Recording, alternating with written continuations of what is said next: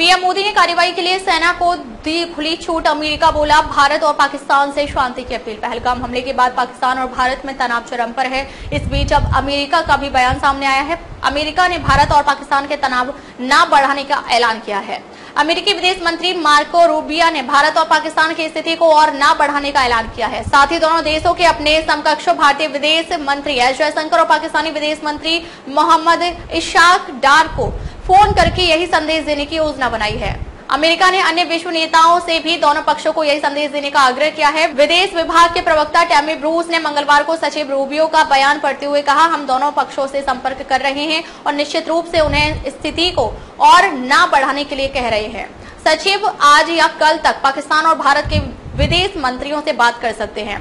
प्रवक्ता ने यह भी कहा कि सचिव रूबियो अन्य राष्ट्रीय नेताओं, अन्य विदेश मंत्रियों को भी इस मुद्दे पर देशों से संपर्क करने के लिए प्रोत्साहित कर रहे हैं। रूस ने यह भी कहा कि अमेरिका ने विदेश मंत्रियों के अलावा अन्य स्तरों पर भी भारत और पाकिस्तान से बातचीत की है। विदेश विभाग की ओर से कॉल पर कोई अपडेट नहीं दिया गया। रूबियो का बयान उन समाचार रिपोर्टों के कुछ घंटों बाद आया जिनमें कहा गया था कि प्रधानमंत्री नरेंद्र मोदी ने सशस्त्र बलों को इस्तेमाल करने के तरीके, लक्ष्य और समय पर निर्णय लेने के लिए भारतीय सेना को पूरी स्वतंत्रता दे दी है।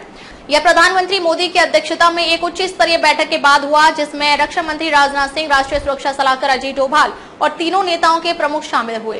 राष्ट्रपति डोनाल्ड ट्रंप ने पिछले हफ्ते पहलगाम आतंकवादी हमले के कुछ ही घंटों बाद पीएम मोदी को फोन किया था।